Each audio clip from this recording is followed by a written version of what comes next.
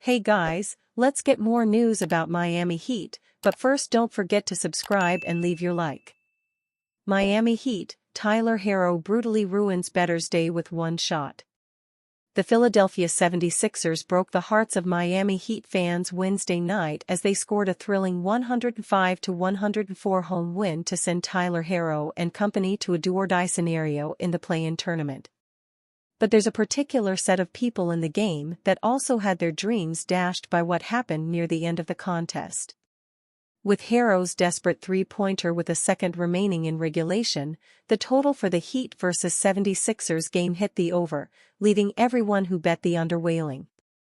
The total line for the game was set at 208 and it looked as though the under was going to be the result with both teams combining for only 179 points, 91-88, when Herro buried a two-point jumper with 3:09 remaining in the fourth quarter.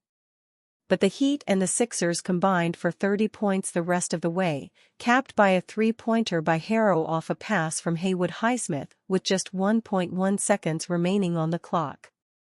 That long-distance shot from Herro brought the total to 209, handing the over-bettors the backdoor win on their bets and leaving those with under wagers sulking. Despite the loss to the 76ers, Herro and the Heat still have a chance to make the playoffs proper.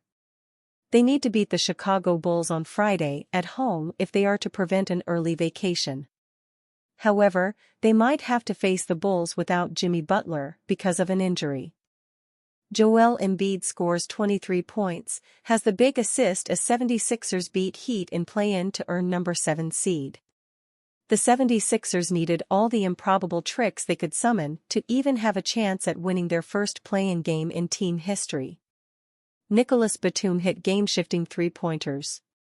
Buddy Hield was in the mix. Even the promise of free chicken nuggets was enough to revive an offense and smother the boos from Philly fans that reigned inside the arena. But in crunch time, the game came down to Joel Embiid. Always Joel Embiid. With the NBA MVP on the court, the 76ers proved they have a shot at a long postseason run as long as he's in the lineup. Embiid had 23 points, 15 rebounds, and one huge assist to Kelly Oubre Jr. on a go-ahead three-point play that led the 76ers to a 105-104 win over the Miami Heat in the Eastern Conference play-in tournament on Wednesday night.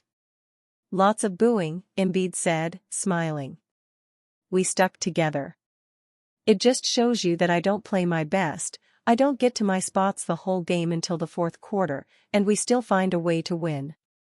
The 76ers earned the number 7 seed and advanced to play the second-seeded New York Knicks in the opening round of the Eastern Conference playoffs. Game 1 is Saturday at Madison Square Garden. The Heat, who went from the play-in tourney to the NBA Finals a year ago, host Chicago on Friday night, with the winner getting the number 8 seed. Embiid exploded out of a quiet game late in the fourth and carried the Sixers back from 14 down in the second half. Embiid, who missed 43 games this season and finished out on a surgically repaired left knee, was a non-factor as Batum and Hield sparked the 76ers in the second half. Batum had 20 points. We won the game because of them, Embiid said. Those guys stepped up and we won the game. But when the Sixers needed big buckets, who else was there but their big man? Embiid buried a go-ahead three-pointer from the top of the arc with 2:33 left in the game for a 93-91 lead that sent a crowd that had about booed the Sixers out of the building at the half into a frenzy. After the Sixers blew that lead, Embiid again was clutch with a three-point play for a 96-94 lead. With the game tied 96-all, Miami's Tyler Herro was whistled for a backcourt violation. Embiid slipped the ball to Oubre under the basket for the bucket, the free throw, and a 99-96 lead they would not give up. The 76ers played this one like it was Game 7 and with good reason. They liked their chances against the upstart Knicks rather than playing for the number 8 seed and a date with the NBA's best, the Boston Celtics. That's what Miami faces if it can get out of Friday's game and make the playoffs under this format for the second straight season. Herro, who hit a three in the final second before the 76ers lost the ball out of bounds as time expired, finished with 25 points. Jimmy Butler, perhaps slowed by a first-half knee injury, had 19. "We will do this the hard way," Coach Erik Spoelstra said. "That has to be the path right now. We're going to rest up, treat up, rally around each other up, get ready for Friday. Again, embrace these competitive games. It will be competitive in front of our home fans."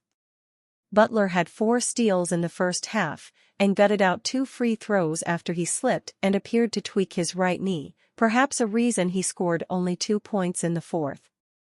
Butler said he would need an MRI on Thursday. "It felt like I couldn't do too much, which sucks with the timing of the game and everything," Butler said. "I hope that I'm fine. I hope that I wake up tomorrow and can still stick and move. Right now, I can't stay, that's the case."